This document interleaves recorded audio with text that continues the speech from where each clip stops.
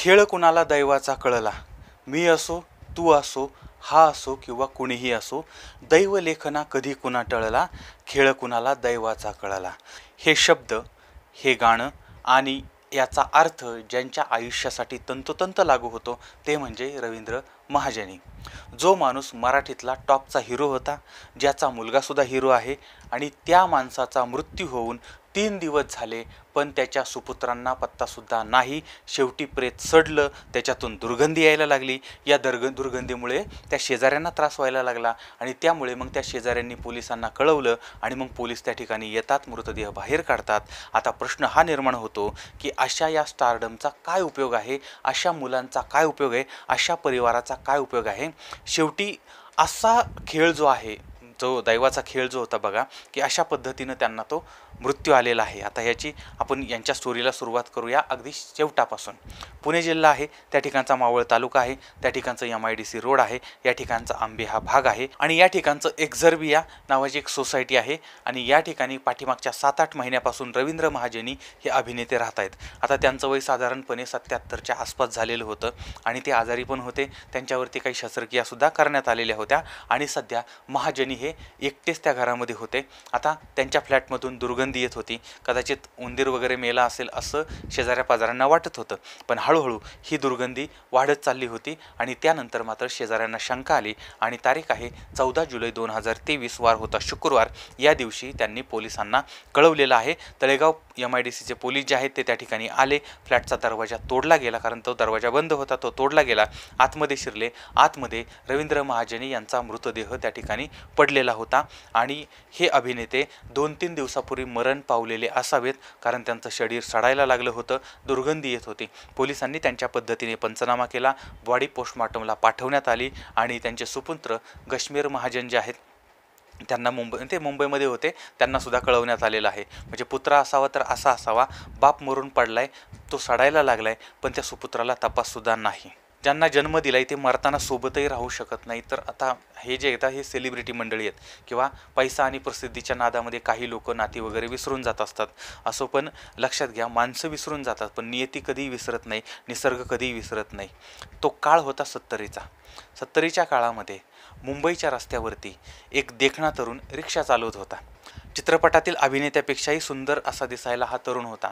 कष्ट करून तो स्वतःचं पोट भरत होता, आपल्या परिवाराचं पोट भरत होता. पण हा रिक्षावाला साधासुद्धा रिक्षावाला नव्हता.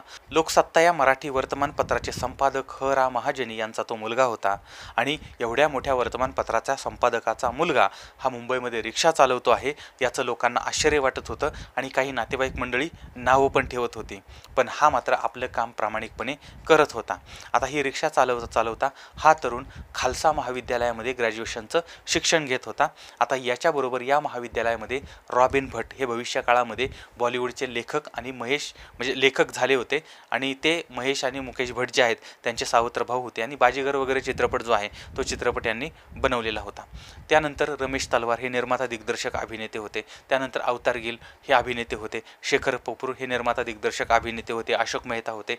तर ही मंडळी त्या खालसा कॉलेजमध्ये होती आणि त्यांच्याबरोबरती रवींद्र महाजनी शिकत होते.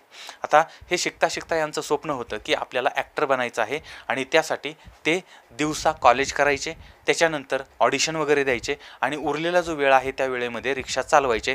अशा पद्धतीनं जवळजवळ 3 वर्ष रवींद्र महाजनी यांनी अत्यंत ओढाताण करून रिक्षा चालवून, कॉलेज करून, परत ऑडिशन देणं, त्यानंतर कार्यक्रम करणं, वेगवेगळ्या ठिकाणी प्रेझेंट करणं, हे सगळं यांचं चाललेलं होतं.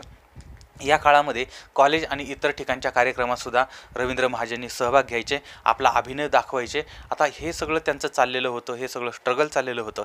याच काळामध्ये मधुसूदन कालेलकर यांनी त्यांचा अभिनय पाहिला होता आणि या तरुणाला आपल्या नाटकामध्ये त्यांनी काम दिलेलं होतं आणि त्या नाटकाचं नाव होतं जाणता अजाणता. आता या नाटकामध्ये या तरुणानं अत्यंत उत्कृष्ट असा अभिनय केला होता आणि त्यामुळे कालेलकरांनी रवींद्र महाजनी यांच्यासाठी खास नवीन नाटक लिहिलं होतं आणि ते नाटक होतं तो राजहंस एक. आता हे नाटकसुद्धा अत्यंत चांगलं चाललं होतं. आता ही नाटकं आणि हा अभिनय हे सगळं व्ही शांताराम यांनी पाहिलं. आता हा तरुण भविष्य काळामध्ये एक चांगला अभिनेता होऊ शकतो आणि त्यामुळे शांताराम बापूंनी याला झुंज नावाच्या चित्रपटामध्ये मुख्य भूमिकेमध्ये घेतलेलं होतं. 1975 साली आलेला हा 2.25 तासांचा चित्रपट होता. याचे निर्माते व्ही शांताराम, दिग्दर्शक किरण शांताराम, संवाद आणि गीतं होती जगदीश खेबुडकर, संगीत होतं राम कदम आणि कलाकार होते अरविंद देशपांडे, वत्सलाताई देशमुख, त्यानंतर गोविंद कुलकर्णी, रणजित बुतकर, रंजना आणि रवींद्र महाजनी. आणि हा जो चित्रपट आहे तो चित्रपट अत्यंत चांगल्या पद्धतीनं चाललेला होता, सुपर डुपर हिट झाला होता आणि मराठी चित्रपटसृष्टीला एक देखणा नायक मिळालेला होता. आता रवींद्र महाजनी यांनी पहिल्या चित्रपटामध्ये त्यांच्या चित्रपटात गाणे होते की निसर्ग राजा ऐक सांगतो गुपित लपलेर, हे अजरामर गाणं झालेलं होतं आणि रवींद्र महाजनींच्या कष्टाला फळ आलेलं होतं आणि इथून पुढं त्यांनी कधीही मागं वळून पाहिलेलं नाही. आता रवींद्र महाजनी यांचा जन्म बेळगावचा, आता काही ठिकाणी असं म्हटलं जातं की त्यांचा जन्म पुण्याचा आहे, असो पण त्यांचे वडील जे आहेत ते ज्येष्ठ पत्रकार होते. आता रवींद्र जे आहेत ते 2 वर्षाचे असताना हा परिवार जो आहे तो कामाच्या निमित्ताने, नोकरीच्या निमित्ताने मुंबईला आलेला होता आणि पुढं अनेक वर्षे त्यांनी संघर्ष केला होता आणि त्यानंतर त्यांना झुंज हा चित्रपट मिळालेला होता आणि झुंजने रौप्य महोत्सवी यश मिळवलेलं होतं आणि त्याच्यानंतर मात्र महाजनी यांच्याकडे मराठी चित्रपट निर्मात्यांची लाईन लागलेली होती. आता या काळामध्ये त्यांनी आराम हराम आहे, लक्ष्मी, लक्ष्मीची पावलं, देवता अशा पद्धतीचे शेकडो चित्रपट केले होते आणि ते चित्रपट यशस्वी ठरलेले होते आणि त्यातच गोंधळात गोंधळ, मुंबईचा फौजदार वगैरे विनोदी ढंगाचे हलके फुलके चित्रपटसुद्धा त्यांनी केले होते. आता हे सगळं यश मिळत होतं. 1975 ते 1990 या काळामध्ये त्यांच्या यशाचा आलेख जो आहे तो वाढत चालला होता. आता या काळामध्ये अरुण सरनाईक यांचं दुर्दैवी आणि आकस्मिक असं निधन झालेलं होतं. आता त्यामुळे मग रवींद्र महाजनींनी त्यांचा म्हणजे ज्या नाटकामध्ये म्हणजे बेलभंडारा आणि अपराध मीच केला या नाटकामध्ये अरुण सरनाईकजी यांनी भूमिका केली होती. त्याच नाटकामध्ये मग रवींद्र महाजनी यांनी भूमिका केल्या आणि अरुण सरनाईकजी यांना त्यांनी श्रद्धांजली वाहिलेली होती. आणि रवींद्र महाजनी यांनी दीर्घकाळ मराठी चित्रपटसृष्टीवरती राज्य केलेलं होतं, अधिराज्य गाजवलेलं होतं. त्याचप्रमाणे मराठीप्रमाणेच त्यांनी हिंदी आणि गुजराती चित्रपटामध्ये सुद्धा काम केलेलं होतं. 1990 नंतर महाजनींनी चरित्र भूमिका करायला सुरुवात केली होती आणि त्याच्यामध्ये काही त्यांनी मालिकांमध्ये सुद्धा काम केलेलं होतं आणि सत्तेसाठी काहीही या चित्रपटाची त्यांनी निर्मिती केली होती, त्याचं दिग्दर्शन पण त्यांचं होतं. त्यानंतर काय राव तुम्ही, कॅरी ऑन मराठा, देऊळबंद, पानिपत या चित्रपटामध्ये सुद्धा त्यांच्या भूमिका होत्या आणि आयुष्याच्या शेवटी मात्र ते मुंबईपासून दूर, अभिनयापासून दूर मावळ भागामध्ये राहत होते. ते आजारी होते, एकटे होते आणि एक दिवस हा अभिनेता कोणालाही न सांगता हे जग सोडून गेलेला होता. 2-3 दिवस हे मरण पावले हे त्यांच्या घरच्यांना सुद्धा कळलेलं नव्हतं.